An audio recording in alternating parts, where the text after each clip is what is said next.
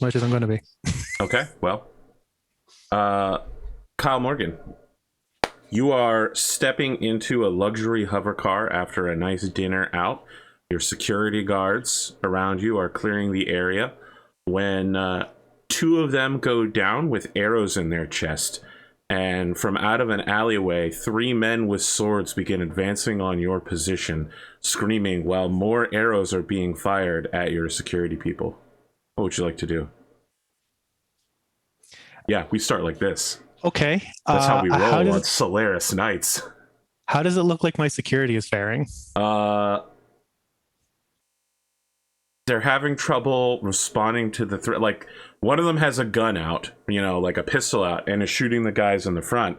And like one of the swordsmen is going down. Other than that, they got ambushed by low-tech weaponry.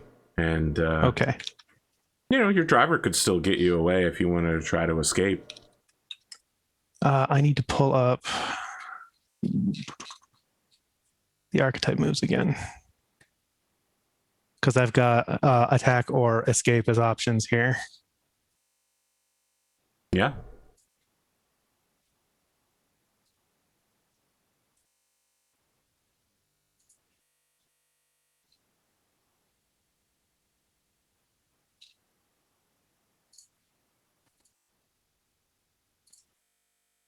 Yes, open.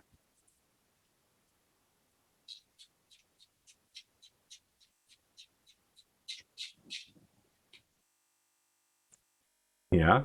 Okay, so and avoiding an attack is instinct, but for me that is corporate. Yeah.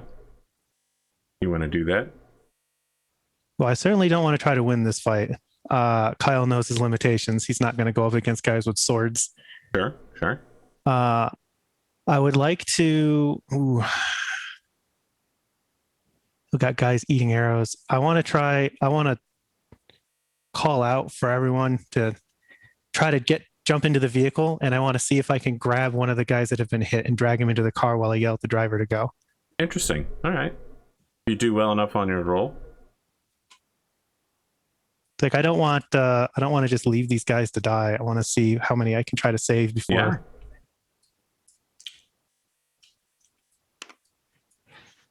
Here we go. That would be an 8. Okay. You gain 1 stress. In the process, you grab one of the guys who's got an arrow in him and you drag him bleeding into the back seat. The arrow is through the other side of his body armor and out the back, and it's like ripping the leather upholstery. You know what I mean? It's going into the seat. He's bleeding everywhere, and like the driver has grabbed, somebody and dragged them into the car. And now you've got like this hover car that's wildly disbalanced, with 2 security officers on the outside, like firing back. Somebody's got out like a submachine gun and is spraying down the swordsman. There are 2 swords stuck in the car, like through the trunk where the stabbing had begun, and large rents of it. This thing is, it works, but it's essentially like resale value has plummeted on this thing. If this car saved my life. What's your stress at now? My stress is now at 4, which I feel like may have been intended. Great.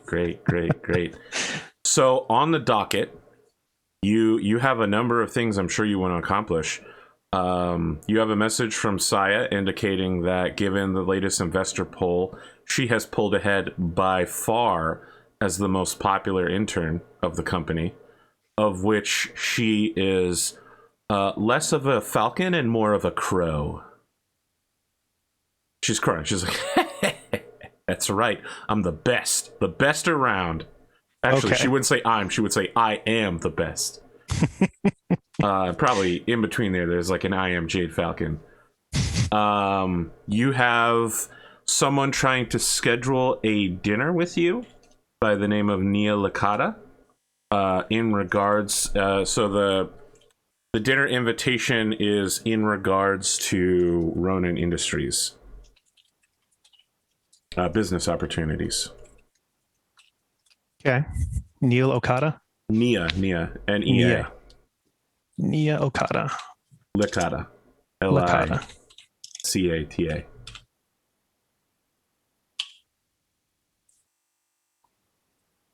Okay. You also have a new directive from the new stable manager who was just promoted minutes ago, literally, to begin working on actual combat scenarios. So, in your unit will now be fighting like 2-on-2s, 3-on-3s, wildly disbalanced, like 1 versus 4 scenarios, defend convoys, the kind of stuff that normally wouldn't be seen in a Solaris gladiatorial arena. This is more like combat training. Okay. From new stable manager Brody Harrison. Okay.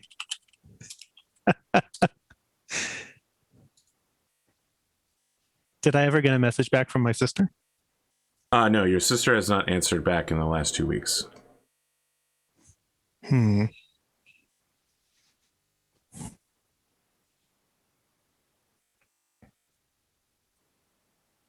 I don't remember you asking her anything. I think you just told her things.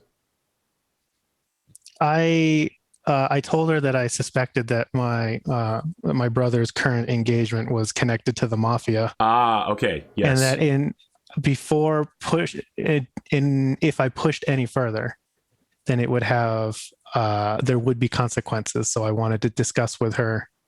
All right, so her messages to you are something. just, they never touch that topic. It's just regular, whatever your messages would be, you know, business stuff from Ronin and her company, which owns Ronin.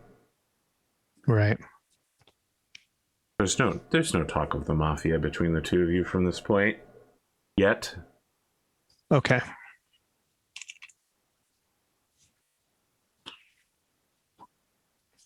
So I forget. Is it possible to have more than one pilot um, keyed to the same battle mech? Yes. Okay. I would like to, over the course of the next however long it'll take to do, have Saya put into the synchro or into the gyros for all 3 of my battle mechs. Okay. That is going to take weeks, if not months, because she has to get used to it. But yeah, she'll start getting... So they'll upload her patterns, right? But it has to be refined for each specific mech's weight and movement. Okay, so I guess you're going to run her through the ringer then. She's going to be spending a lot of time with headaches moving mechs around in the mech yard. She told me she was willing to work hard. I'm going to work her hard. She's going to work hard. I think the next time you see her, actually, she is brushing her teeth with 2 toothbrushes at the same time, one on each side, to show how efficient and fast she is at doing things, and show off her ambidexterity. Okay. As a trained clan warrior. Interesting. Yeah, it looks ridiculous, but has Saya tried to, other than leaving me the message of how it's, you know, how it's nice that everybody else can see how awesome she is, has she tried to talk to me about anything else or ask me any questions about anything, or is she just doing the full shadow thing? She is shadowing you, and she asks you questions about Inner Sphere technology and customs from time to time. But she also seems to be spending, unless you tell her not to, she spends a lot of time with Ro and many of the younger men among the mech techs, asking specific questions about like youth culture. Well, I'm not going to stop her from doing that. Okay. I would like to, since I helped negotiate his contract, but I haven't actually had a personal conversation with him. Perfect. I would like to go speak with Ro. You know, it is my time. So here's the thing. I developed Ro right around the time the Bad Batch episode 1 came out. And there's a character on it named Crosshair whose voice immediately told me he was going to be evil, because he's like, "That's right, it's me, Crosshair," and I was like, "That dude's evil. I'm going to make Rose sound like that." And since then, everybody's been like, "Ro is so evil," and I'm like, "Yeah, but what evil stuff has he actually really said? He just makes it sound ominous." Oh yeah, no, like and all the stuff that I have seen, he hasn't done anything evil. He's just been creepy, which is a totally different quality. Yes, he is definitely creepy. At least to our standards. Where do you catch Ro at? I know you watch the show, so you know he has several places he normally hangs out at. You could invite him to go anywhere you want to with him. I'll invite him out to a meal. Okay. Tell me more about the restaurant. Well, Kyle doesn't eat cheap, so it'll be a nice restaurant. Okay. Which means it'll probably be extra out of place for him to be there. Interesting. So Rose shows up in like a nice turtleneck sweater, like dress slacks, and his doctor's coat. Okay. And he actually kind of looks like he could fit in here. You know, his hairstyle's a little wild.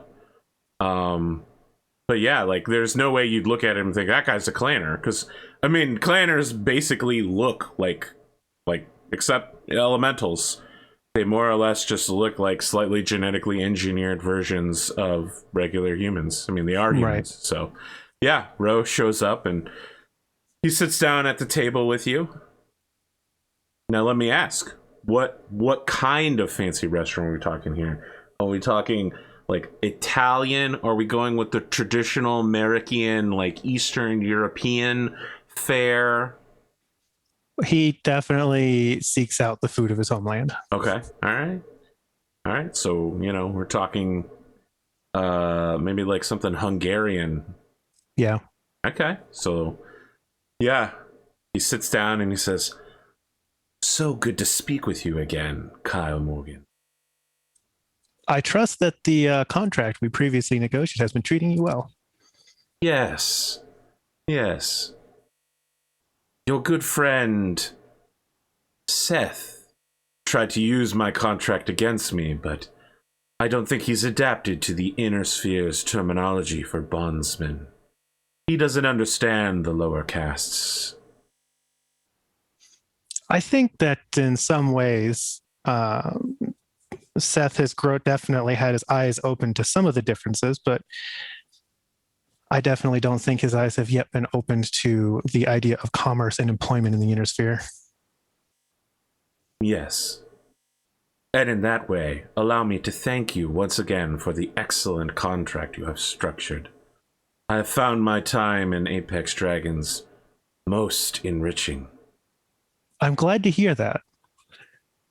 That's actually one of the things I wanted to check up on, was to make sure that everything was satisfactory for you. And by all accounts, things have been very satisfactory for the stable in regard to you. He just nods and orders some stuffed cabbage and halesle from the waiter as appetizers while he waits, and says, "Well, there's so much about the inner sphere I never imagined could be possible. You have to understand, life on Ironhold was very traditional. New thought was discouraged. My time out here has allowed me to observe very different forms of thought and maximize my talents." I'm glad to hear that. I think one of the most interesting aspects after the clan invasion, for me personally, has been broadened understandings, for sure. Yes, I have been following your media reports.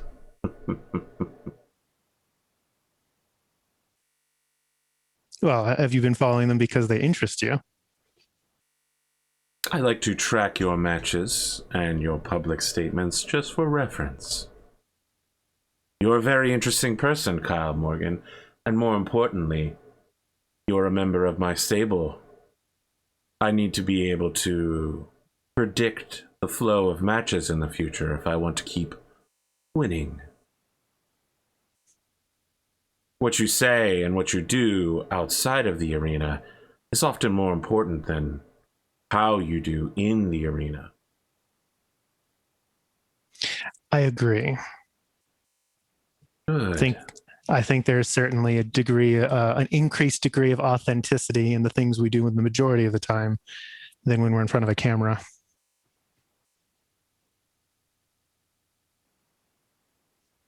So he just kind of stares at you for a while, and then he takes a sip of the wine and says, "Ah, it's so much more pleasant than back home." The drinks here are for enjoyment, not to have as an experience. Well, I think you'll find that typical Jade Falcon fare is toxic. You mentioned Ironhold, and now you mention the Jade Falcon. Is that the clan you are originally from? Yes. Oh, very interesting. I have a question for you, since I know that you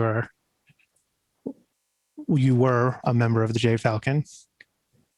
I understand that the blooding is important to clan mech warriors. Oh, yes. Not just to clan mech warriors, but also elementals, infantrymen, tankers, aerospace pilots, warship pilots, dropships. Any warrior of the Jade Falcon clan must undergo the blooding. Ah, okay. What I have gathered the impression that you are not a warrior. No, indeed. I am the progeny of a trueborn and a half trueborn. But no, I am no warrior. I am scientist caste. Ah, I see. So you are a member of a legacy that is responsible for the technology that I find so fascinating. I do not typically work with technology in the way that you would think of it. I work with observational sciences, predictions, models, statistics. When I was brought to the Inner Sphere, it was to analyze your battle strategies directly and create new countermeasures that were still within Zelbriggen. I see. An analyst to advise better decision making. My talents were wasted. The Inner Sphere's strategies are clearly superior to clans. Zelbriggen is a waste of time for everyone involved. But don't let the Jade Falcons hear you say that. I have to admit that there is a certain level of flexibility and variety in Inner Sphere tactics that I think greatly aided us. Well, It seems that in numbers. Yes, we certainly had numbers. You have no idea. Honestly, we probably don't. There's not much known about your homeworlds. Yeah, he nods like, yeah. Not that I would try to push on that. That is a That would significant be amount a of strategic information. Huge mistake. As has been fairly obvious, Saya has been my intern. And I understand that she... Let me cut this conversation somewhat shorter. I've already begun plans to prepare for Saya's blooding. Oh, really? Indeed. I've finally found a third combatant. Well, it seems that we may have been duplicating efforts.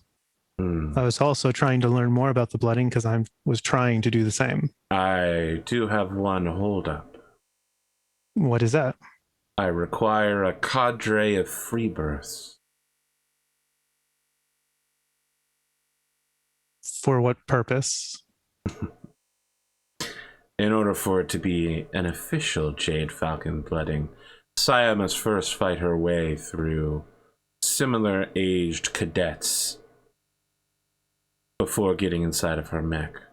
At first, I thought perhaps the interns would be suitable, but you all seem to be very attached to them, and I'm sure you would hate to replace them. So that is to suggest that in order to complete the first stage of her blooding, Saya would need to kill this cadre? She wouldn't necessarily need to kill them, but fighting her way through them. Between you and me, the secret of it is that the Freeborns are given defective, low-powered weapons to encourage a Jade Falcon warrior to kill. If they can't complete such a task and the Freeborns overwhelm them, even with their inferior weaponry, they didn't deserve to be warriors in the first place, in Clan Jade Falcon's eyes. I see. If Saya is to undergo a traditional blooding that will still be recognized among both the clans and Clan Jade Falcon, sacrifices must be made. But I don't have a way of safely arranging such haunts. Difficulty doing it here will be the difficulty of death. I assume that we could find some sort of criminals, dark caste bandits. I have associates, people that I know that could arrange for something like this. I've been trying not to get too close to them, but if necessary, I can rely on them. On the other hand, there's also something on Solaris called the Blood Pits, illegal underground fights to the death. I could arrange for several young individuals from there to be paid handsomely to combat her. Now, just to be clear, you guys are both in a fancy restaurant. Right. And you know, it's not like you're in a private booth or anything, but you are openly discussing, like, very serious crimes.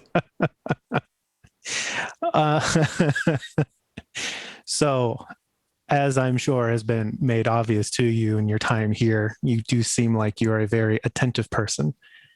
The blood pits and their operation are both frowned upon and illegal.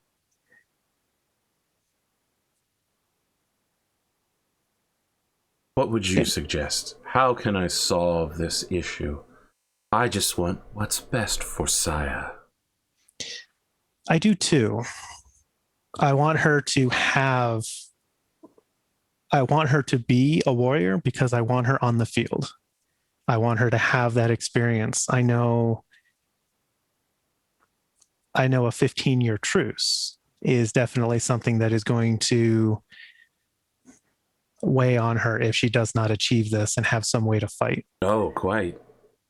She will spend her entire time as a warrior doing nothing. Fortunately, she's here, and this is a place of constant fighting, which does give her opportunity. So his face isn't normally what I would call unreadable, but it is often sinister. But at this point, it goes blank, and he holds his wine glass and leans back so that the lighting casts a shadow over most of his face, and he says, "What if she wasn't a clan warrior? Why not train her as a gladiator or an inner sphere mech warrior? Why the insistence that she return to Clan Jade Falcon?" I understand why I want it, but why do you want it? Should she choose to find her own way back to clan space to rejoin the Jade Falcon, I would not pretend to understand how difficult or not, other than the journey across the border, which is going to be difficult. But I don't know what chances she would have to reintegrate with the Jade Falcons after her time here. I could arrange for SAFCON for her. We could see her returned rather easily. The question is her status. Yes. And I want her to, in the long term, I do wish for her to be a member of the stable. I wish for her to be a gladiator. But I also understand that while the idea of being here and being a gladiator is different than the objectives of a battlefield warrior, I think in the short term, to help her balance her perspective and maybe give the possibility. For now, I don't want to make any efforts to strip her of anything she sees core to her identity. I want to add to her identity. And one of the pressing things now is her blooding. I want to encourage more divergent thinking. So he's remained basically completely still in the shadows, and he leans forward and says, "If you truly want the blooding, bring me the freebirths that she will require."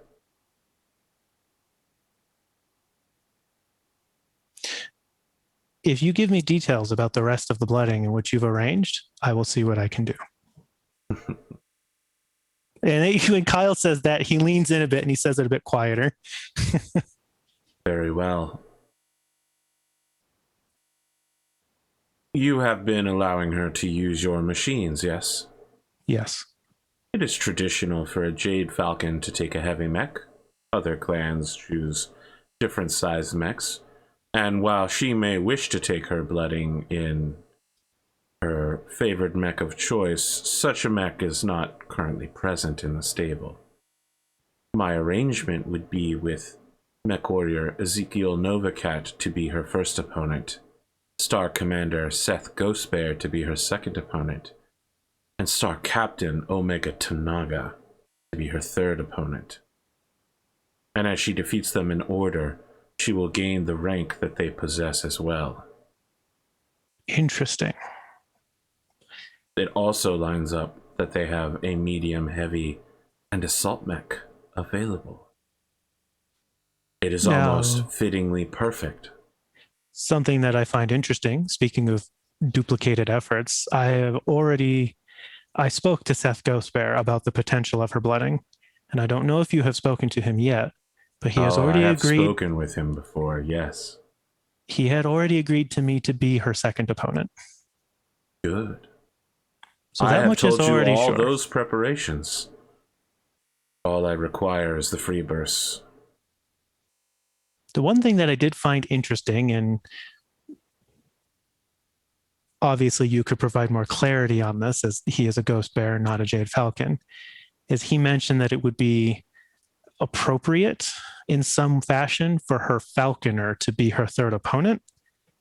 But Perhaps. I understand that while she has been referring to me by that title, it's a title that I have not earned. It's not. You are not a Jade Falcon, and your presence in her blooding would taint it forever. I see. If she wishes to truly be accepted back into Clan Jade Falcon, everything must be done according to the measures they desire. Unfortunately, I am an administrator scientist and qualified to do this. I see.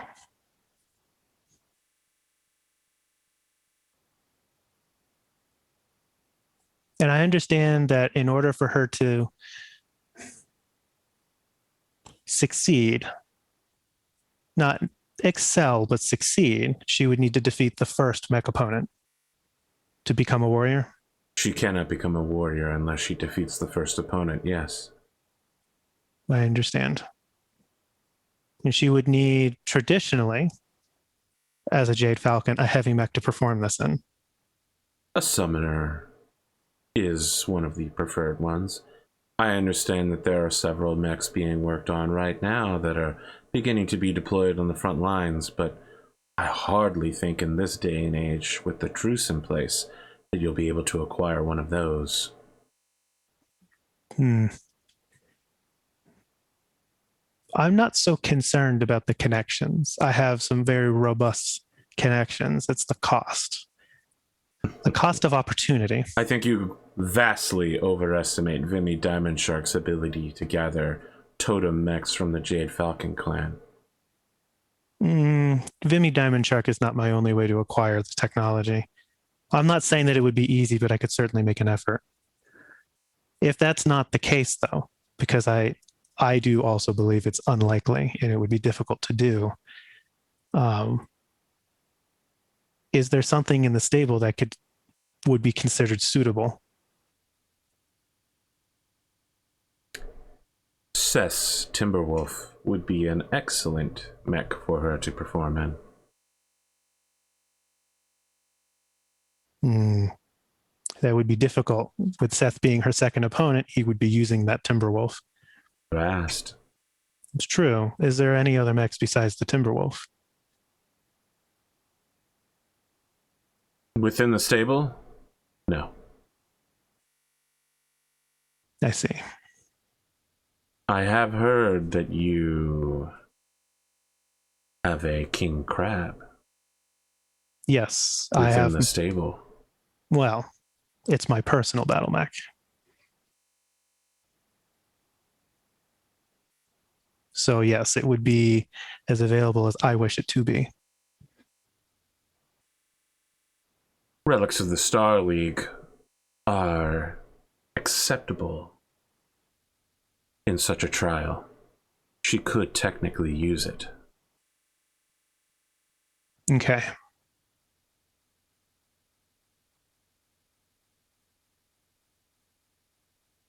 This has been a very enlightening conversation.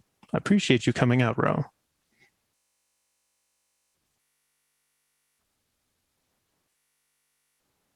Something else I have noticed, it's just sort of a curiosity, is Seth still calls himself Seth Ghostbear. Yes, he does. Saya calls herself Saya Jade Falcon, but you call yourself Ro Apex Dragons. Why the difference? I was one in straight combat. Am I not where I am now? You are where you are now. I am. I follow the traditions of my caste and of my clan.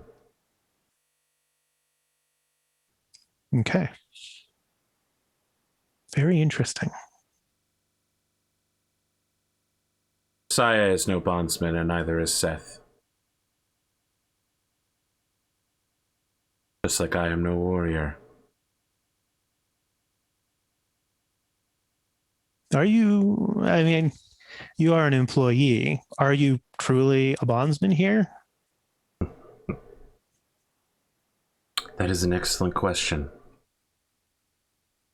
If you wanted to get Saya what she desires, she will need the clan mech called the Kit Fox. I believe your people have called it the Euler. Yes, I have some very cursory information on the model. Yes. I know she's very fascinated by it. It is popular among the newer generation of Jade Falcon warriors to attempt to defeat their first opponent in such a very quick light mech. Pop the enemy before that they can react, using a Gauss rifle in the A configuration. Indeed, Ironhold Plant 9 produced many of these mechs. There are some who say if you see a Falcon or not in a Summoner, Hellbringer, or a Kit Fox, you should double your caution, but Coyote is set in their ways. They don't recognize the new mechs like Black Lanterns, or I even hear the Fire Falcon.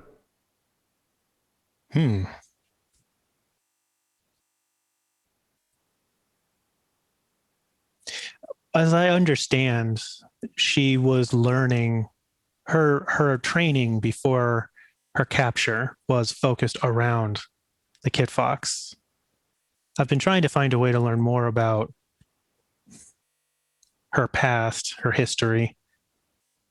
Her codex is available to you. Everything she has done since she has been decanted is available. I've reviewed it in detail. Is there anything in particular you wish to know? I suppose I have not been introduced to the concept of the codex yet. He holds up his wrist where there's a, not just his bond cord, but something that looks a bit like a large watch or a wrist computer. It contains our entire history, genetic data, legacy, all of our achievements of note. Interesting. And is this something that it would be customary for me to be able to see? As a falconer, of course. As a warrior, you could demand to see the codex of anyone that you were in the same unit of, or The codexes of any warrior you are about to face in combat in a proper trial would be made available to you. The Inner Seer has abused this with the Genyo Shah, but deception is your people's way. It is certainly one of them.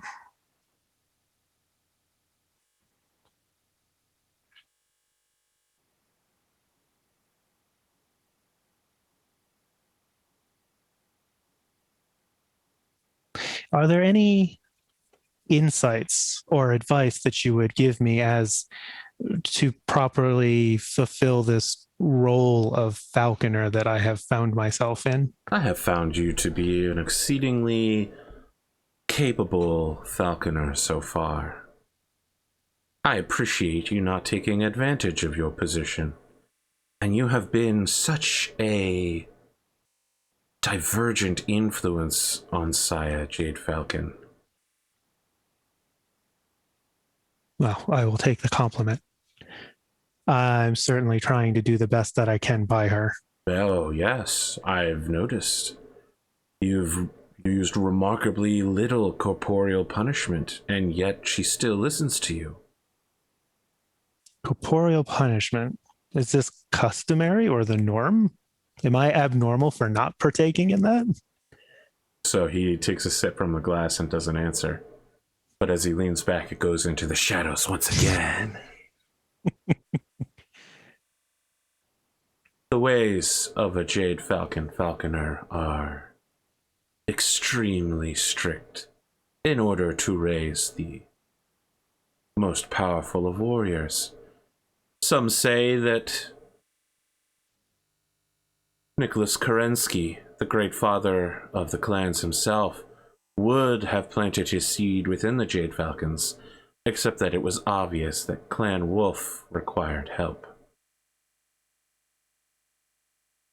Many revere the Jade Falcons as the most powerful clan, and certainly we were the leaders of the crusade. I see. And Kyle definitely has has an expression like there's gears going when he's listening to this.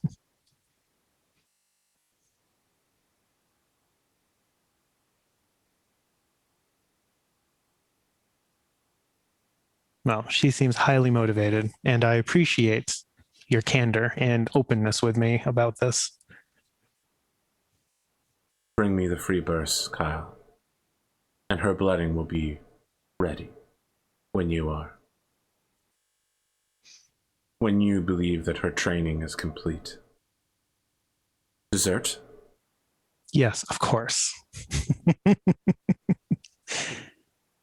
I think that's what I have for Ro. I think otherwise I'm going to enjoy dessert and company. Okay. Unless Ro has anything else. Yeah, no, Ro's remaining conversation with you indicates that he is, as always, an excellent observationalist. And he has surprising insights about anything you have questions about. I think as much as other people had he's a weirdo interactions, I think I had a totally normal, okay one. Except for the part where we were talking about blood pits, but not that Kyle found that distasteful or anything.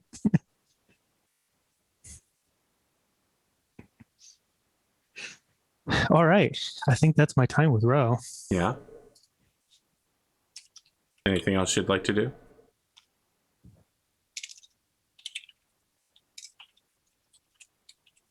I'm just taking a quick note.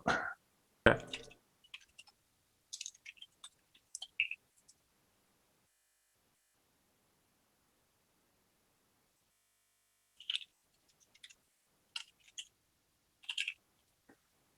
My time with Ro would be a really good video game, like an indie game, Yeah. I guess I will go meet with Nia Licata. Okay. Have dinner.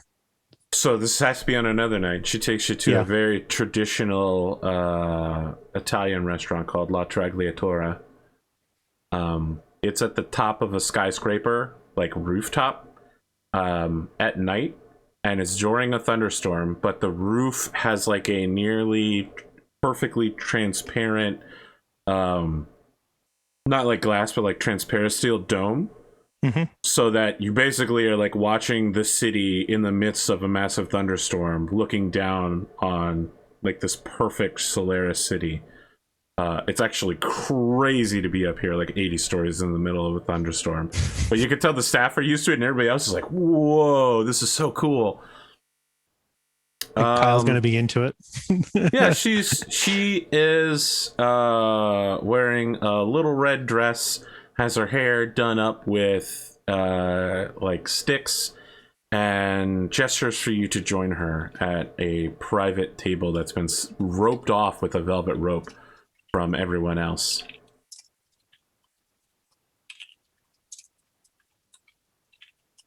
I will certainly come over and have a seat. Okay, so she just like puts a hand on yours over the table and says, "Kyle Morgan, I'm so glad to meet with you. I'm Nia Licata. You've seen the work of several of my associates, and well, we strongly feel that you and the rest of the mech warriors in the stable require not just more protection, but your family as well." My family. Yes. Our princess is marrying your prince. Kyle now understands. So she like pulls out. So it'll be kind of like a moment before he gets his composure back, where it's just like, She's like, "Oh, please come now. We don't need to use words. We're family here now, Kyle. And I'm here to help you with anything you're struggling with. In regards to the marriage, in regards to your stable, which we now have a controlling interest in regards to the recent attacks you've been suffering, in regards to the investigations you've been performing. We'll keep everything under control. You don't have to worry. We're here to just arrange for an easier life for you."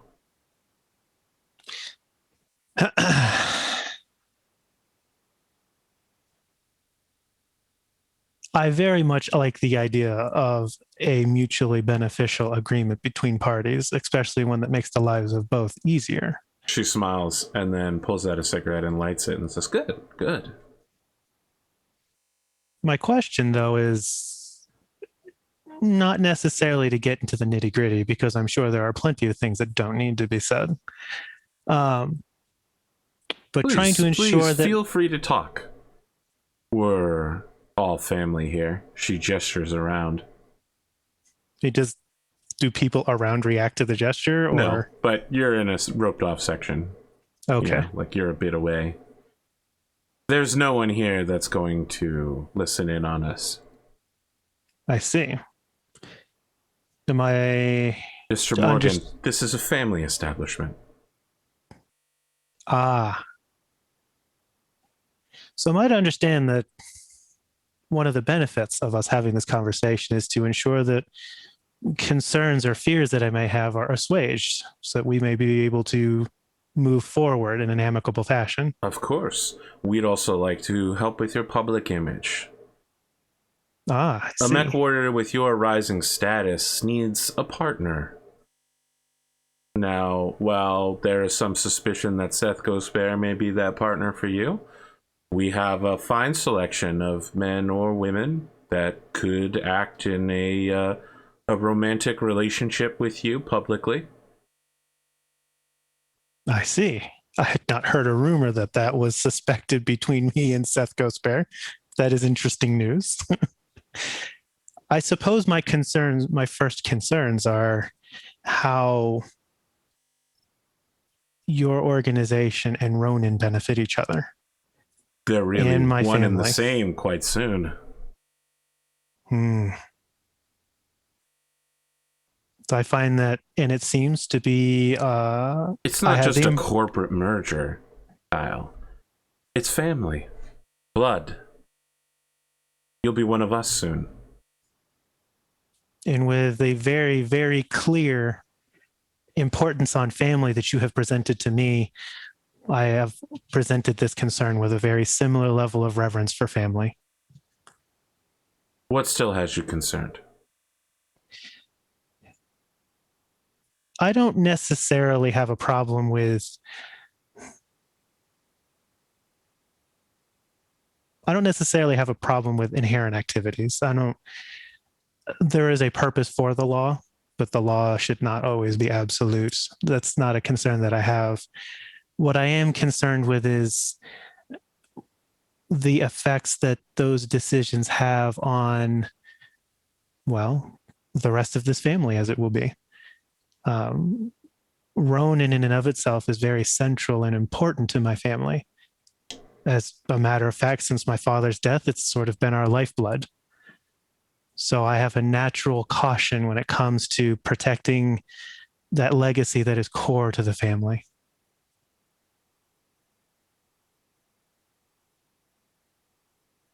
Yes. So I suppose my concern is the public separation between the activities of both in We order to know how to protect the keep reputation of both. things on the down low. By everything that I have learned about your family so far has been that you are very successful in doing exactly as you say. But I feel it is only natural to bring it up as a concern because it is my family. Don't concern yourself with it. You should stick to winning in the arena. And we'll stick to doing what we're good at. And that way, everyone functions as a family.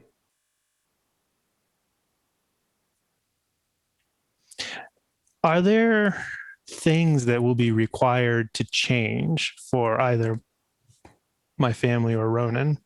Oh, there will be many changes, but none of them will be unwelcome. There are things you'll have to learn to operate with us, but it'll feel natural after a time. I assume, of course, the fact that we're having this conversation means that there is nothing that my brother does not know going into this. What your brother knows and doesn't know is of little consequence to you in this conversation. He is a good man.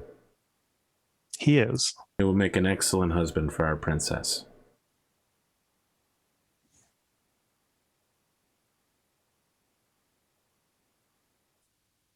You mentioned some of the issues that were going on with our stable and how they may be affected in a positive manner with this joining of families. We have been inserting our personnel into your ranks for some time.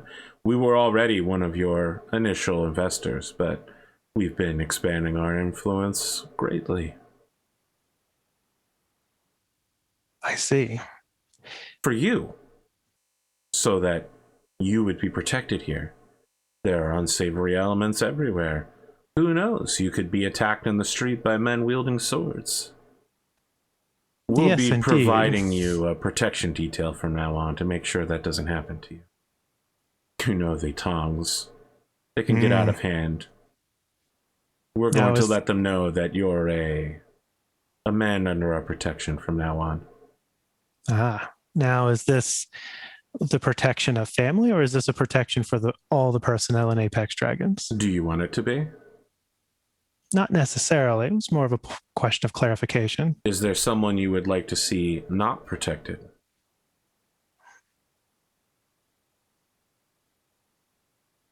I suppose with the exception of my intern, I'm fairly indifferent to the level of protection you provide to the rest of the stable. Very well.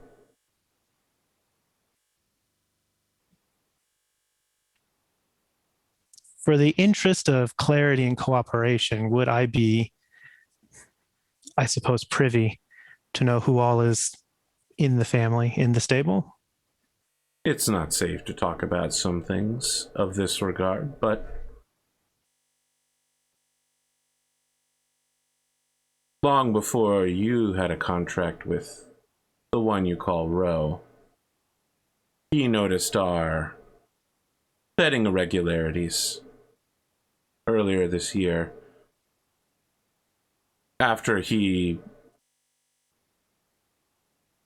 began analyzing which matches we were going to throw, he became something of a threat, but he negotiated a deal. He is not what we would call family, but he is someone we do business with. A cooperating and you associate? invited him in with open arms. You would be surprised how many members of your stable are already family with you.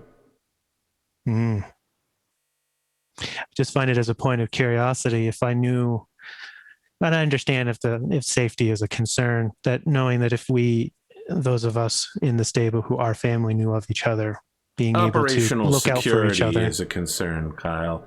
Mm-hmm. You're new to this life, and I would love to trust you completely. But who knows what you could say or do.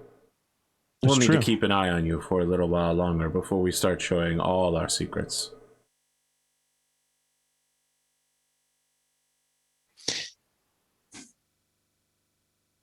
So I understand that that the matches that have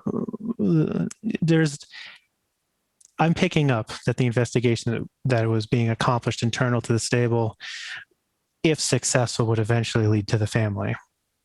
If successful.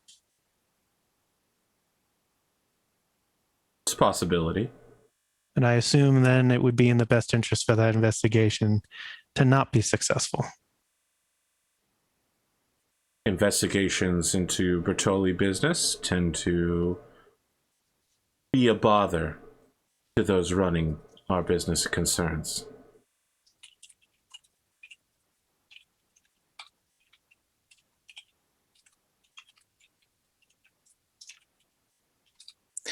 I see. That makes sense.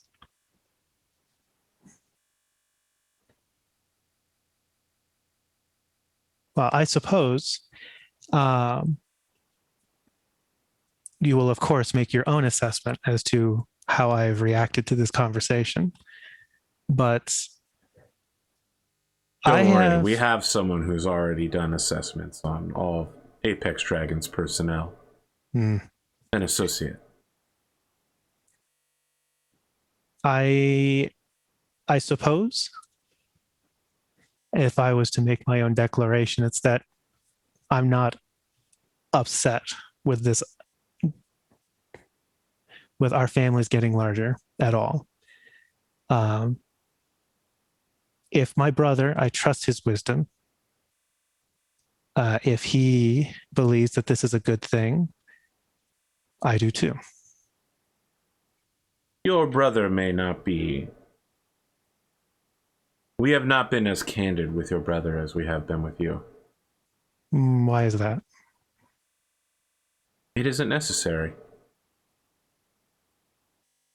He's not here. And he's not causing us problems.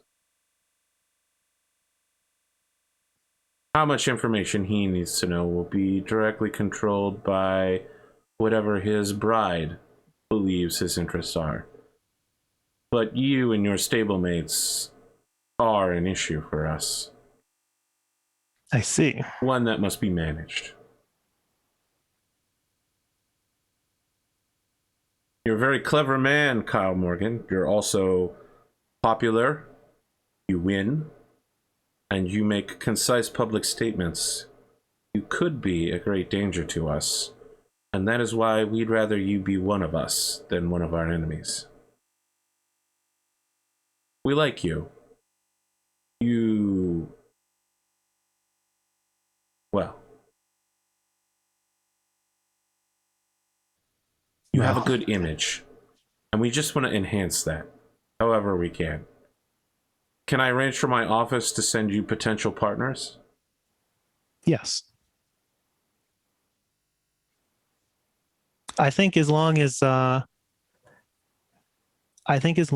we are benefiting each other and benefiting Ronan and my family as well as yours, I think that you will find that I will not be a problem. I didn't think you would be. I imagine we wouldn't be having this conversation if you did think I would be a problem. Okay. So she stands up and pours the wine into your glass and says, I think that'll be everything from me. I've already ordered for you. And try the cannoli. I will. And then she walks off with the bottle. Into the night. As femme fatale music plays. Lightning cracks as the heavens pour down around you. Must divide the stable further. Oh, man. Okay. Kyle is a sucker for his company.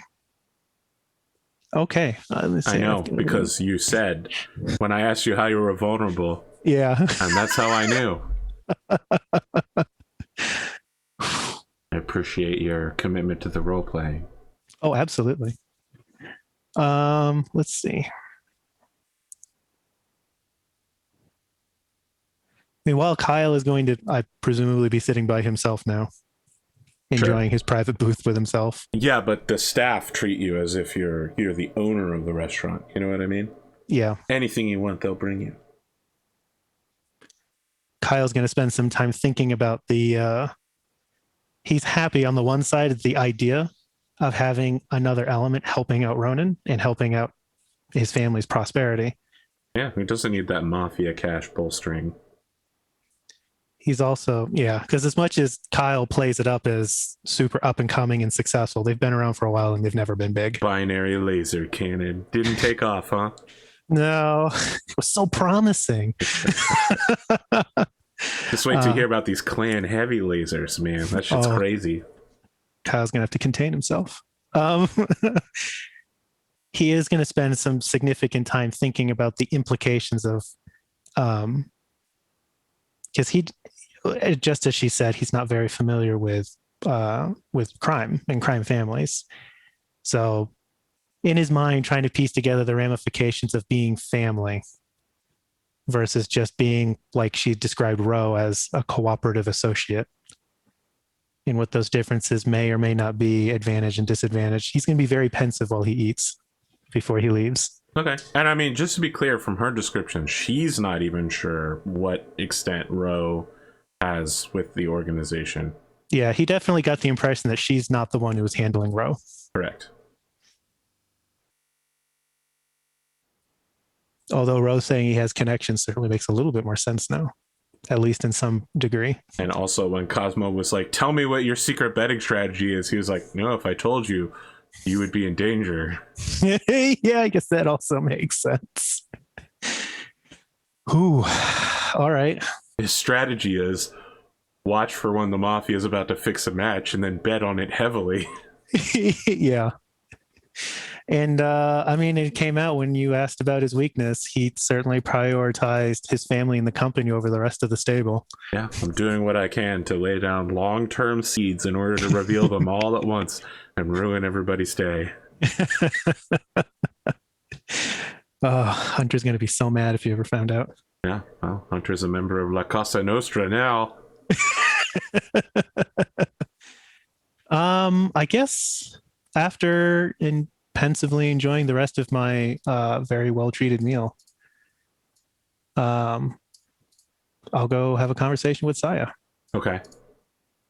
Now just know, we only have like 50 minutes left for the match. Okay. Then I guess we can sum that one up. He's just going to let her know that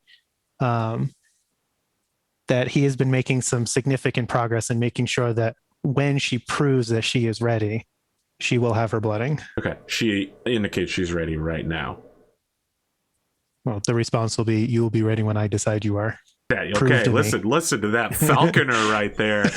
There it is. That's the falconer discipline she's been waiting for but hasn't received in some time.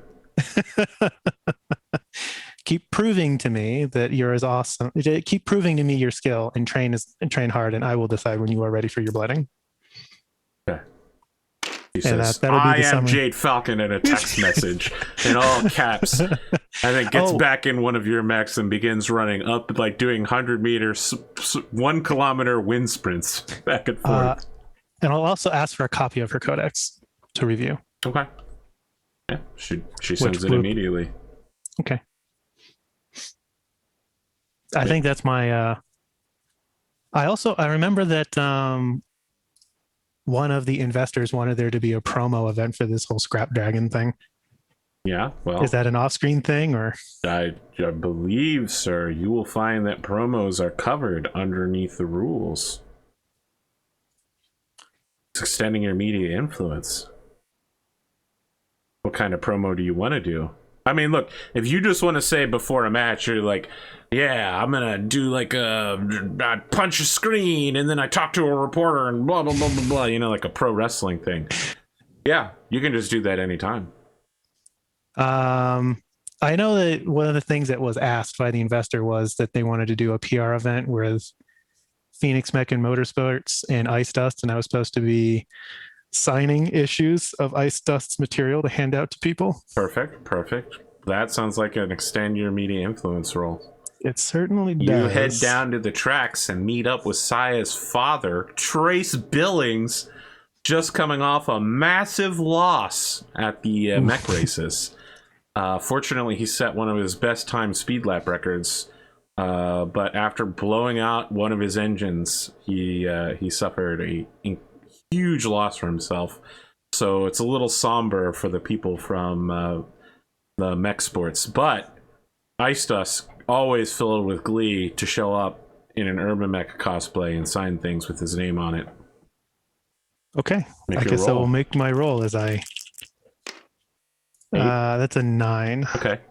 You get what you want, but it costs you something you have, or otherwise does not go exactly as intended. Got any ideas?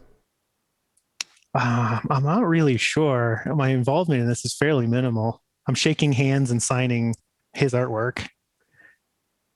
I feel like you are tainted by your association with Ice Dust, who traditionally makes artwork that is more explicit in nature. Okay. Smut peddler Ice Dust, closely associated with Kyle Morgan, the formerly clean businessman turned Solaris gladiator, has a dark side. Sorry, Ice Dust. What is his association with the 18-year-old girl that follows him around? We investigate more as we send our reporters. Listen, that sounds more like a failure, but you get the idea, right? Yeah, that was pretty vicious for doesn't quite go what I want. You get the first part. Known pervert Ice Dust associates with Kyle Morgan. Okay. So it's the association that's concerning, not an extension of whether or not Kyle is also a pervy dude. Correct. Okay. You know how it is. Once you start swearing on YouTube, you suddenly lose your ability to carry a ton of advertising. Makes sense. All right, I guess I'm ready for my interview. Perfect. You and William are set up. William says, Kyle Morgan, wonderful to see you as always. We're back with Solaris Nights. You are going into your third match without having to repair. Your mech is basically barely holding it together, and my understanding is you only have one load of ammunition left in your base. Are you trying to prove something? Is this a bet? Or has your stable just run out of money or patience for you? Well, in order to make sure that the audience knows going into this, I have 1 round of cluster munition for my autocannon.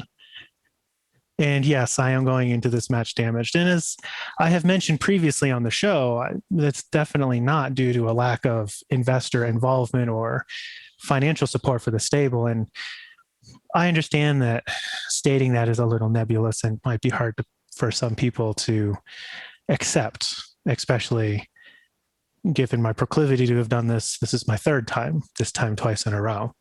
So I figured I would be a little bit more specific. I don't want anyone to have the impression that there isn't ample support for the stable. I don't want the choices that the investors and I make to reflect poorly on either the stable or the investors.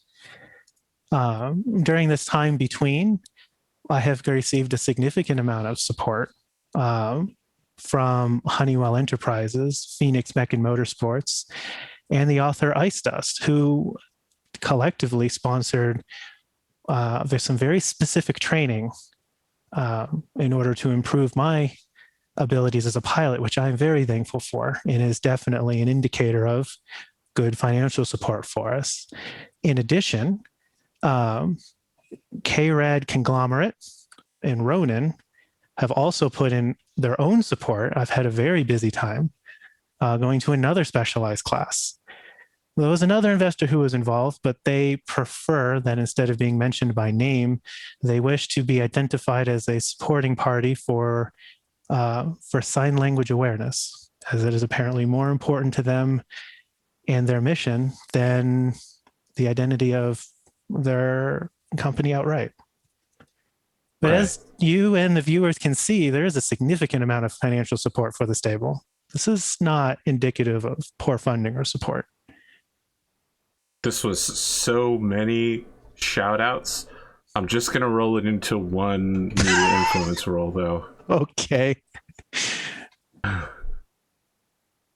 You're like a YouTube SEO video that just starts out with someone saying all the keywords to make sure that the YouTube video picks up on it.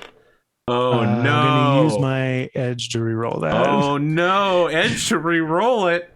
The true Scrap Dragon has arisen. And that gets me an 8. Okay, yeah. At least it's a success. There are some non-believers out there, but you mentioned, massive financial backers. And pretty much, like a lot of people are convinced. I got to look at a move real quick. Yeah. That move, massive financial backers. I'm about to make a move called that. No, I don't want to do it. It's a controversial statement. I feel like this is going to turn into one. Kyle Morgan making controversial statements? I think it'll end up being one. He says, the mafia is infiltrating my stable and they're trying to silence me. Help me, please. Anyone out there? As I have said previously on this show, unity is very important to me. Unity and understanding. And I think in order to do that, I feel it could be reflected well, considering that the match that I'm about to do is, I would characterize as an endurance match. I want to briefly mention 2 very important people and how they crossed lines that were lines of difficult history in order to cooperate for success during the clan invasion. I want to mention briefly the successful wisdom of Theodore Kurita and Hans Davian in the defense of Luthien. Okay, so I am going to fill in the viewers as to what happens. So Theodore is the son of the coordinator. He's basically a position called Gunji no Kanrei, which is like military director. And he's like, yo, what's up, Hans Davian? I know we've been fighting for like literally since before I was born, before my grandparents were born, but like we're screwed. There's an attack coming on Luthien. His dad, the coordinator, finds out and is like, damn, son, blat. You just told our enemy we're about to be screwed? What is he even going to do? He's got problems too. So Theodore's like, no, don't worry about it. We got this. We're going to hold Luthien at all costs. So then, out of nowhere, they're like, oh shit, Federated Commonwealth jump ships have just showed up. Everybody's like, oh god, we're going to get invaded by the Commonwealth. Like, they're going to take Luthien and hold it against the clans, and now our whole society's destroyed. And then the jump ships are like, yo, what up, dogs? We're mercenaries. We're here to help you. We've been contracted by Hans Davian. And everyone's like, whoa, plot twist. No one saw this coming. And Theodore's like, dude, Hans, thanks a bunch, bro. You just saved our lives. We literally just killed a shit ton of smoked jaguars and other cats. And Hans is like, no problem, bro. Don't worry. My son will probably marry your daughter one day. MP. GLHF. So, yeah, like, this is a controversial statement to say, like, hey, old enemies should work together, especially given that Hans Davian literally just died like a month ago. So please, go ahead. Make your roll. Like I said, I figured this would come off as one. I really hope I don't screw this up. Okay. Wow, incredible. Knock it out the park. 10. Yeah, what do you want to do with that? I mean, you reduced stress by 1 and gain 1 glory. This is my first point of glory I have ever had. Congratulations. Yeah, you talk about the need for unity, and a lot of people watching are like, "Oh, he's right." You know, when major figures work together, they really can accomplish big moves. Probably while you're talking, there's like a ghostly portrait of Phil the Destroyer that appears on the screen beside you. Says he's Hand Stavian's biggest fan. Was Hand Stavian's biggest fan. Yeah.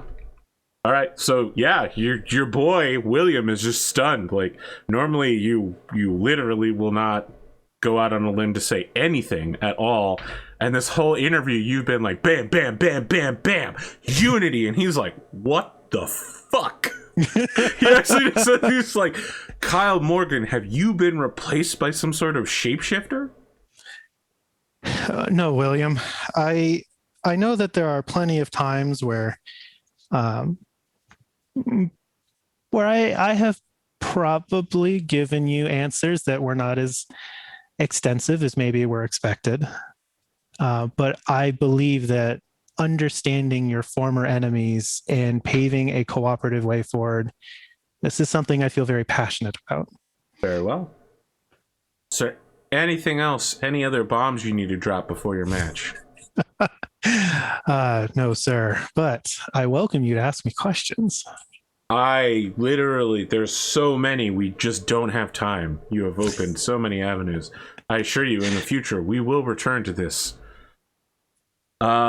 Yeah, so your opponent shows up in the arena first. Okay. So everything has been blackened out, and there's a spotlight on him. He is lying down on top of a tank. He is wearing a very specific outfit. I think I would have had this part ready, huh? Problem is that we've moved opponents so many times that he's in the wrong place.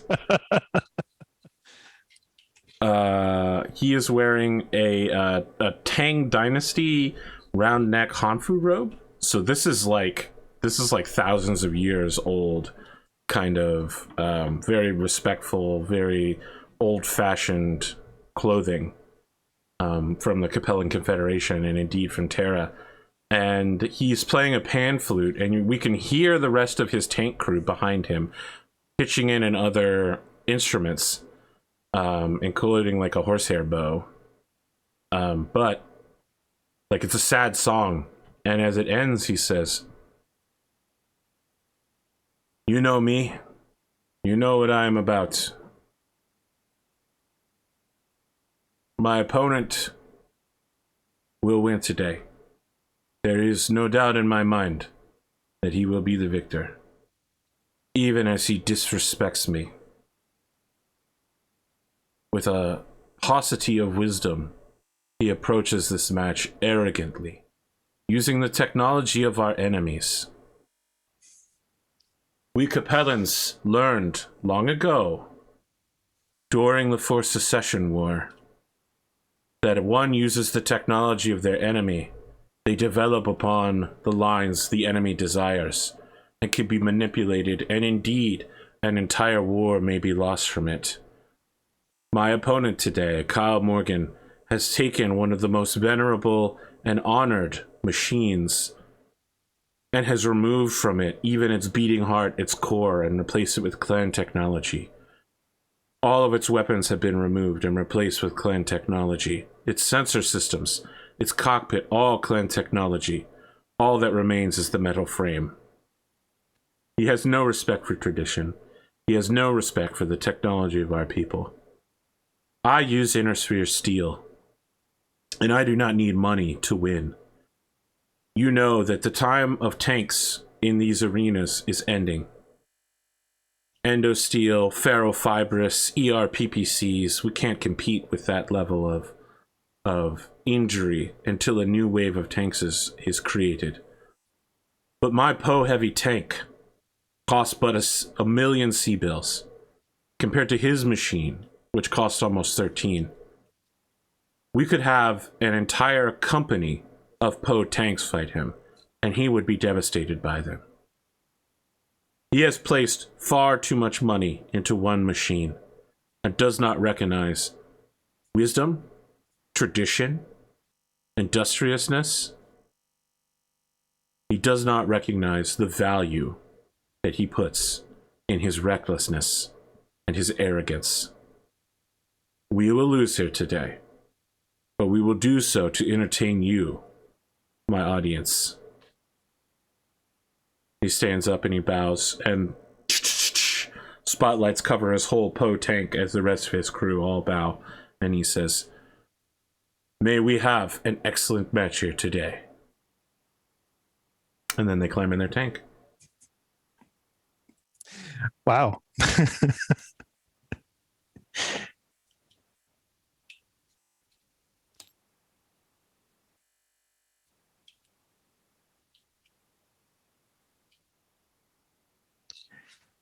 All right, Kyle, then. what are you gonna do? What are you gonna do about that? He just called you, straight up called you out. He did. I mean, was already in the VTOL waiting to do my entrance, so that's not skydiving down. Yeah, I'm gonna wingsuit my way onto the top of the Marauder. Yeah, so my opponent is extremely arrogant with no respect for tradition. And you're like, what? I can't hear you. And then because I already planned to start doing this, it doesn't help his argument. I wanted the Marauder to be piloted onto the field by Saya. Yeah.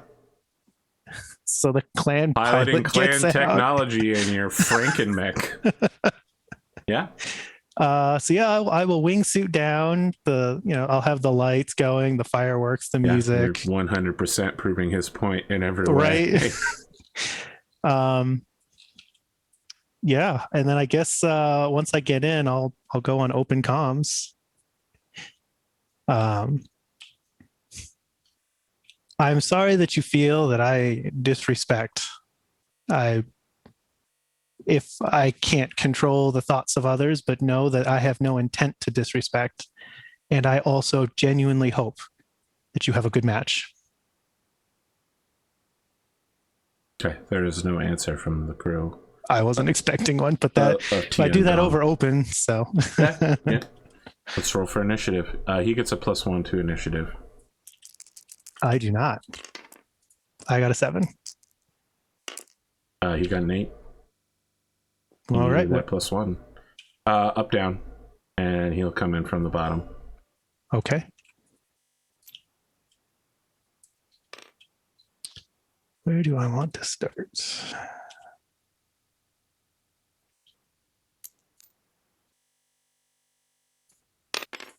I'll start there.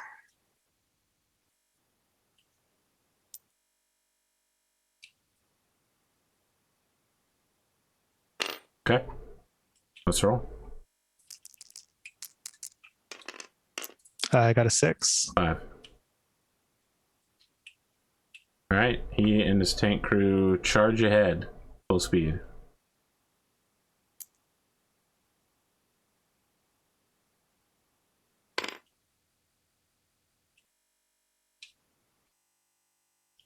I should describe this guy further, by the way, since I have a whole character backstory for him. All right.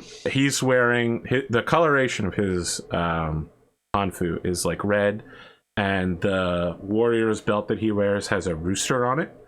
And there's like cyan colored signs of autumn, so like it's already like a kind of burned red, and then like falling leaves have been emblemized onto the robe in like cyan thread. As he's getting into his tank, he just takes the hanfu and his clothes off, so he's just in like biker shorts and a vest. This dude might be pushing 60, but he is compact, ripped, and bronzed, and he and the rest of his traditionally Chinese crew are all like 100% beefcake, could easily do a fireman's calendar or a Thunder Down Under by themselves. Don't need anybody else joining them. They're like Batista, but shorter and more compact. You know, even though they're getting older, they're still tankers and they're still ripped AF. And Batista's 54. He doesn't look it. Okay. Make your move. I'm gonna do that thing I do. I'm gonna jump right You're there. gonna jump? You think you could just jump on this arena? Everything explodes as you jump. And these trees are too tall? Yeah. So you go directly over them. They're not gonna be an issue. Okay. Because you're 3 tall. I got 14, but I think I might have miscounted.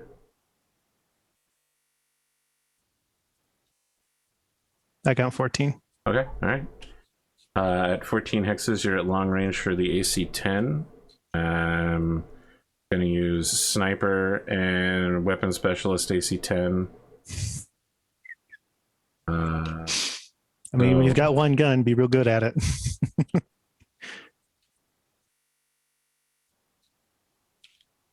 Actually doesn't need that guy to hit, and he does hit. Right torso for 10. I'll take that.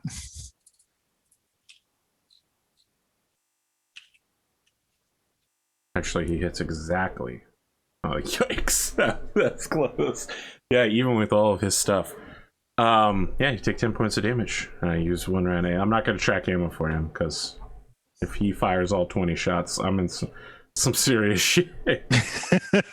And there's no way I'm getting through that machine gun ammo. But yeah, go ahead. Make your move. I guess I will fire. I'm going to hold the LB. I'm going to fire the large pulse lasers. So 3, medium range is 1, gets me to 4. And jumping jack means I'm at a 5. Okay. And then I pulse down to 3. Sure. You have 2 evasion and you got range. So I need 3s. Did you include his evasion? Of 2? No, so that's 5. Okay. And did you include the range penalty? Yep. Okay. What are your new SPAs, just for any of the kids that might not have caught that yet? I have human TRO, which adds 1 to my critical roll. I have jumping jack, so I only take a -1 to hit, or I only take a penalty of 1 to hit when I jump instead of 3, like I was all the way up to this point. And I have sniper, so all of my range penalties are halved. Okay. I wanted to let you know that this guy has 6 SPAs and he can only take 3 into any match. So. Wow. Yeah. He has 5 playbooks. That's bonkers. He's a legend. 7 seems like it'll hit. Yeah, it does. It's location 5, which I don't know on the tank. So there's a tank chart. I'm gonna put it right here, but okay. Yeah, you're hitting front side. Location 5 is the right side for how much damage? That is 10 damage. 5, 6, 7, 8, 9, 10, and I have to make a motive system damage roll. I'll just count your critical roll, which is a 6. Hit from the sides is 7. It's my critical roll is a 7. No, I'm using, so it's not actually a critical roll. Okay. What I'm saying is I'm going to use that dice result for, you would normally roll 2d6 and check for motive system damage. Okay. So at an 8, it's -1 cruising MP and +2 to all driving skill rolls. So this is actually super crippling for him. So he's now a 3-5, which will reduce his ability to get into short range with you. Yeah, like you hit his right side armor, you hit the armor skirt, and you start blowing some of the treads off, and they're clearly damaged on this Poe tank. Wow, I managed to miss when I need a 5. Second large pulse laser does not hit. Okay. Anything else? Nope, not firing the autocannon. All right, let's remove our dice.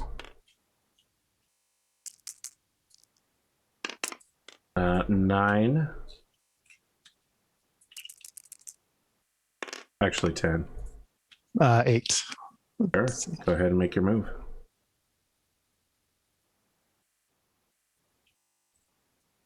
Wow, he must be a really good shot. That's a lot of woods. Because you're 3 tall, we don't count the woods between the 2 of you. Only the woods that you were in. Because I'm 3 tall? Yes, because you're taller than the woods. Oh, I thought we were. I thought the mechs were 2 tall. Yes, but you're on top of. Oh, okay. Well, I'm no longer elevated. Correct.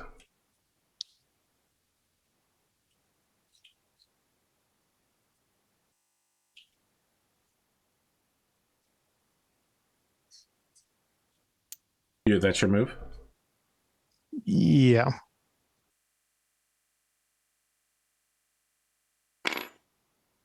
Okay.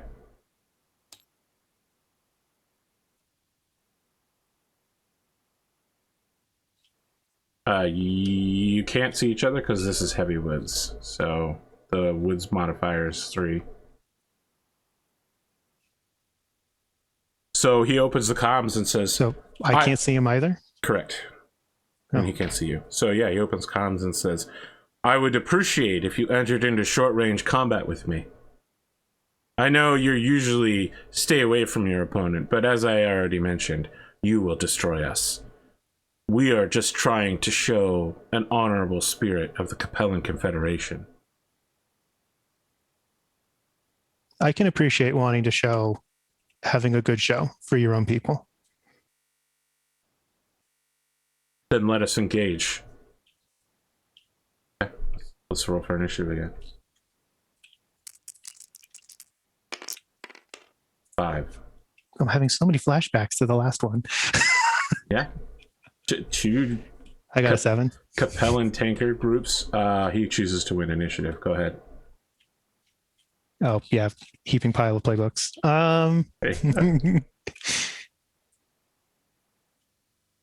And he's a 3-5 right now.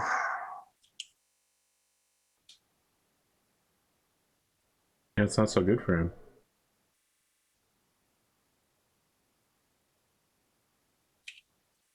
So how does the turret work on the tanks? It can fire like mechs do, 3 and a V. If it's not turret, it can only fire in the direction it's facing. So for instance, the machine gun that is FR can only fire in a straight line directly in front of the tank. So he can effectively torso twist the turret? Yeah. Okay. Also, the turret can get critical and explode and horribly kill everyone inside. You can see on the critical chart here that turret ones are really bad.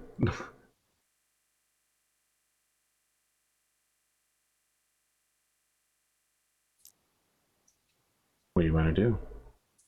Oh, interesting.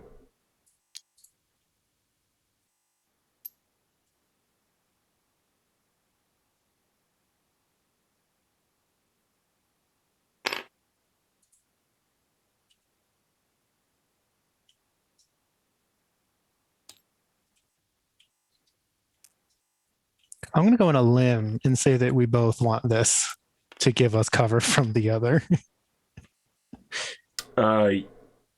He is the defender on the first set of shots, and he's going to choose the heavy woods instead. Okay. Because it gives him a +2 defensive bonus, because he didn't move far, and I think. Oh no, he did. He gets a 1. Okay, you're shooting first. Why don't you go ahead and absolutely destroy him, put him out of a job, end his career. Given the range, Yeah. I'm going to Alpha Strike. Thought you might. This is a Dynamo Broadcasting Company news alert. So the woods will give him a 2. He moved, that's a 3. I jumped is 4.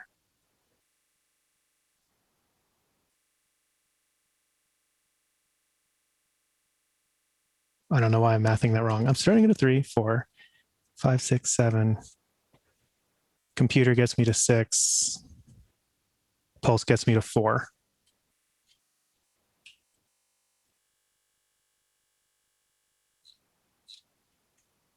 Okay. You counted the woods? Yep. Okay. Large pulse. It's a hit on 5. It's the right side again. 10 damage to the right side.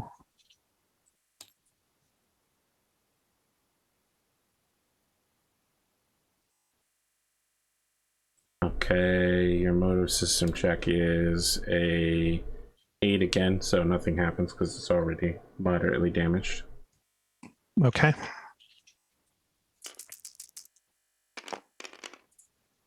Hit on location 10. What's the turret? Also 10 damage. Yep. 5. Go ahead. Medium pulse is going to be a hit on location 3. Front side. That's 6 damage. 7 damage. Oh, it's clean. Motor system check is a 5, which is no effect. Okay. I mean, you have to hit a 10 in order to stop this thing. That's another 7 damage to location 6. Front side.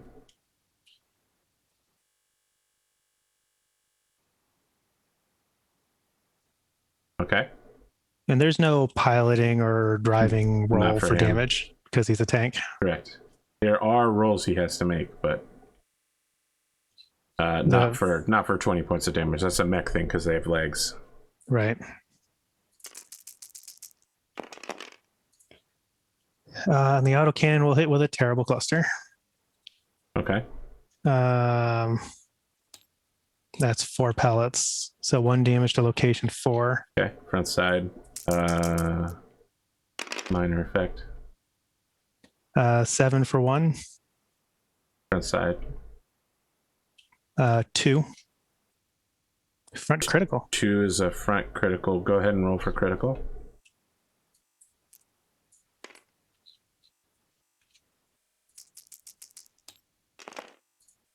That'll be an 8. 8 is a critical. Go ahead and bring some 2d6 dice over here.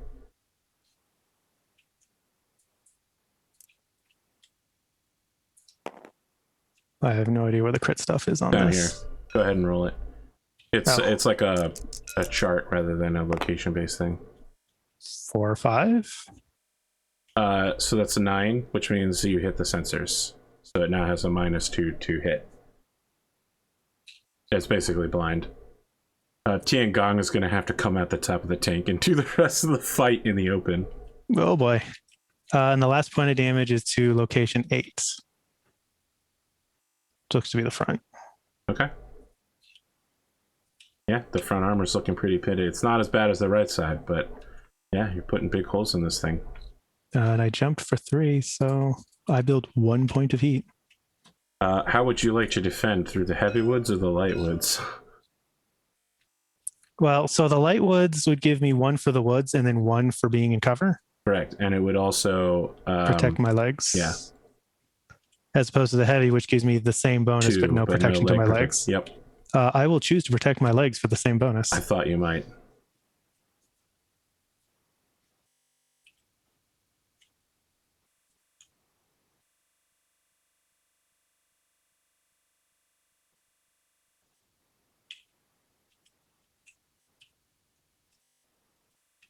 So he's going to fire everything.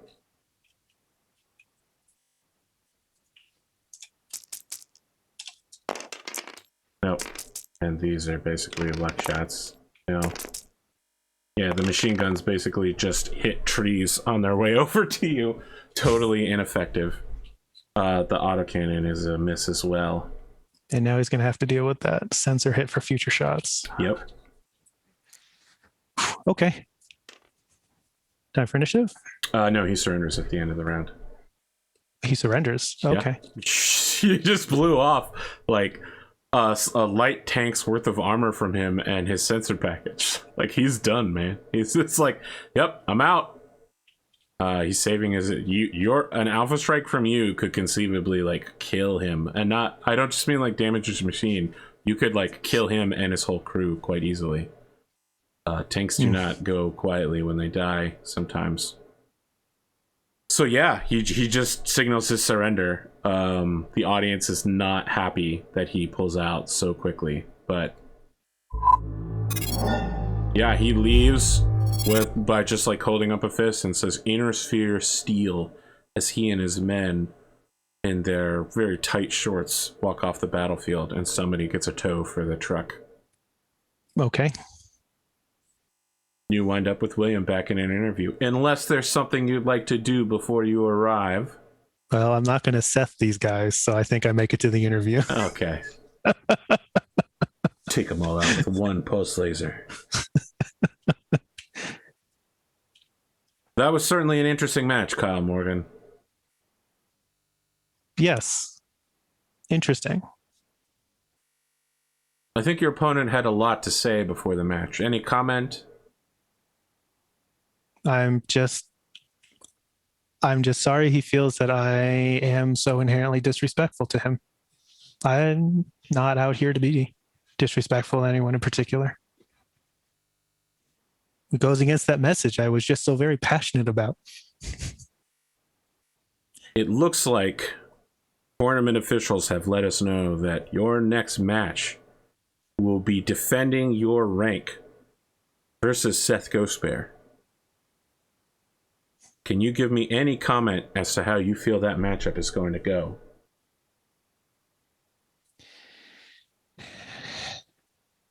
I understand that these sorts of things can happen, fighting your own stablemate.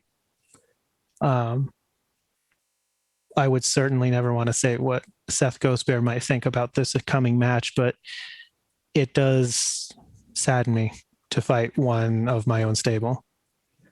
And while I'm not in the business of disrespecting my opponents and saying that they will lose or not, I will say that that match will probably be very brutal. It's very likely that one or both of us are going to be injured during that match.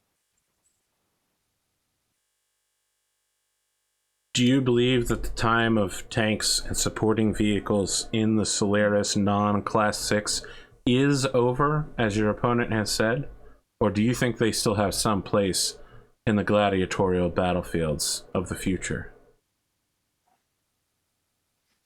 I think that if you had asked me that question 5 years ago, I would say that these types of matches definitely remove the strength that armor has, which is one that my opponent pointed out very well. For the cost to an army, you could have, with the training and the crew and everything, 9, 10, 11 of those fighting me. And that would have been a very different fight, for sure. But nowadays, we're in an unprecedented time as for technology. And while their armor has a very, very important and distinct role in every military and every armed force, I'm interested to see how some of these drastic technological advances may reshape how we see armor in the future. Are you speaking to me as a gladiator of Solaris or as a spokesman for Ronin? In this regard, I speak to you as an excited citizen and as a gladiator. Very well. Anything else you'd like to add, Kyle Morgan? No. Thank you for joining me. You get 1 experience point. We begin the Kyle doesn't level again for a long time train. Yeah. You have your post-week thing, and you can now both spend your week training and relax at the same time if you follow the perfectly regimented schedules of stable manager Brody Harrison. And I sacrifice both if I want to focus training on an intern, my intern. Yeah. Which I will do. Le shock. Very well. Gonna mark down that Saya has now received a 2nd unit of training. Interesting. Oh, nope, sorry, this is her first training. Yeah, this is the first time I've been allowed to make that choice. I tried to in the past, but it didn't exist yet. Didn't exist yet. I made it because you asked.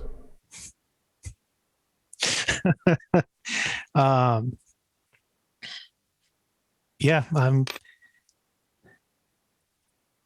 really pushing to get her synced to all of my mechs, and I'm trying to take her out to do low power live fire. Okay, because that's the... So just so you know, clans prefer not to use simulation. Almost all of their training exercises are live fire. Yeah. And I don't want to cause the investors a bunch of grief, so we'll do it low power. But I want her to move around. I want her to try to get live targeting because Kyle attributes the success he's had so far to the fact that he has, as a test pilot, a lot of time in cockpit, and he wants to share that with Saya. And not the massive amount of money spent training you over the last 2 weeks. Yeah, to right. Get you 2 SPAs.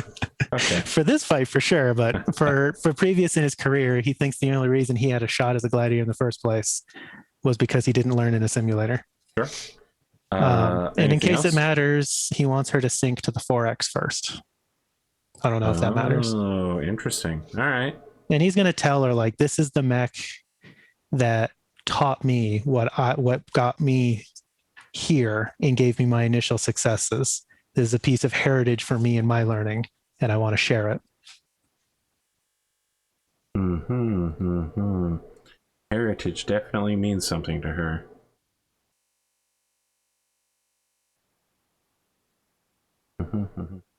Okay. Anything else you want to do?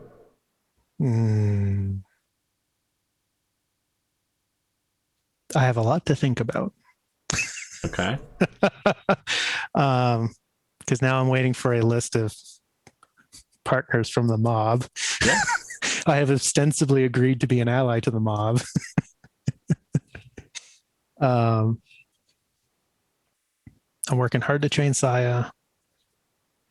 I guess I'll go meet our PR person. Suri? Okay. Who I have not met yet. Well, when you enter her office, you see the woman that you had just had dinner with, Nia. She's shaking hands with Nia in one of the pictures behind her desk. Yeah, Zuri says, "Oh, Kyle, come in, sit down. What can I get you to drink?" Try to surprise me with something you don't think I've had yet. Okay, she makes you a Jade Falcon PPC. Okay. I wanted to touch base, and I'll pointedly gesture towards the picture of her shaking hands with the lady I just met with, and say, okay. It's a nice picture. Yeah, I have a lot of associates. Yes, it seems so. When you take that drink, it's basically like drinking 6 shots of pure grain alcohol poured into a brandy snifter. This will I'll take a shot and be like, yep, this is definitely something to clear the sinuses. I understand it's enjoyed among the Jade Falcon Warrior cast. I thought you might like something like that since you're so enamored with them. Curious, maybe.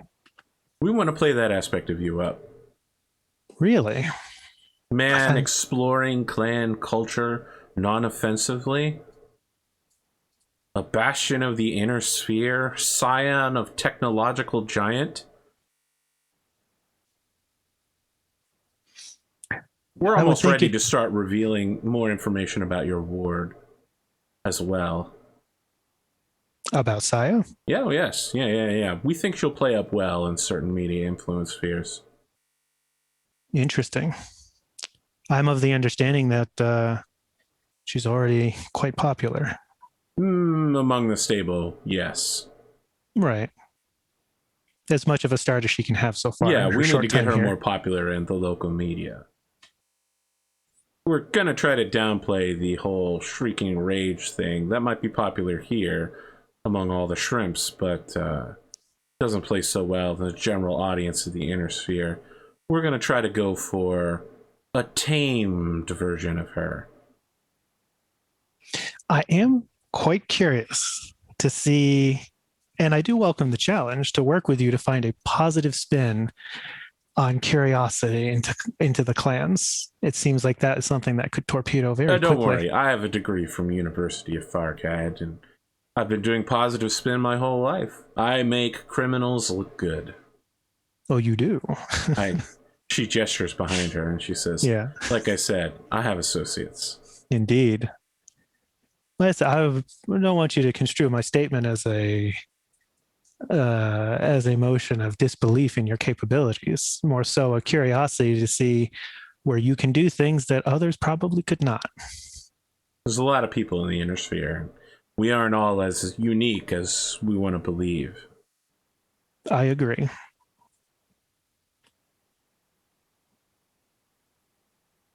Well, is there anything I can do for you?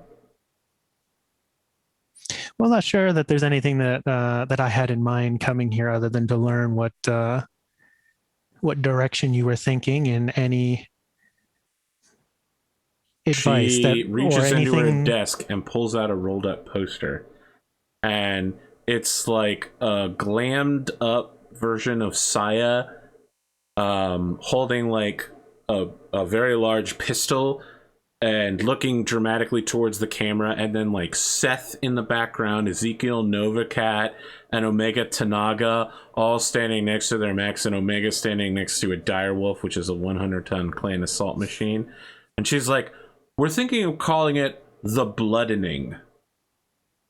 We want to make this event huge. We're going to use it to splash Saya onto the local scene. I see. That's where I'm going. What do you think? I think you, I, and Ro have very similar ideas. Ro is... I'm learning to work with him.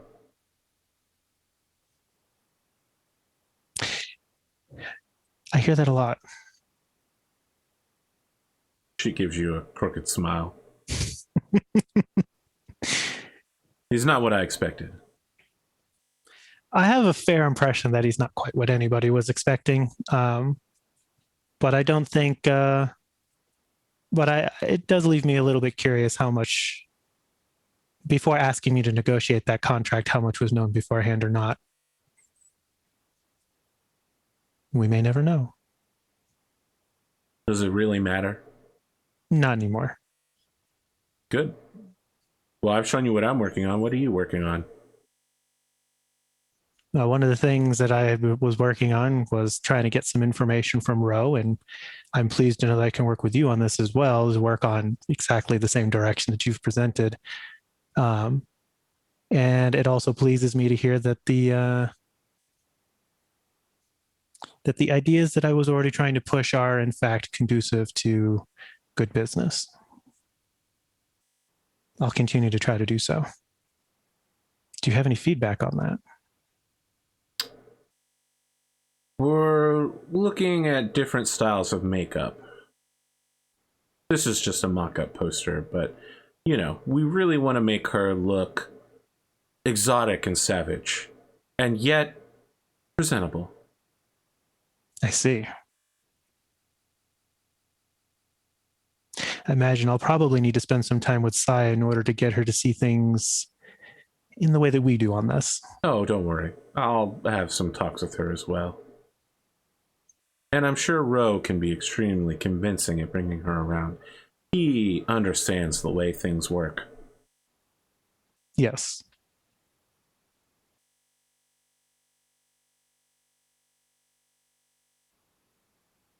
Well, I wanted to make myself available to meet and discuss if there's anything else that you would like to talk about.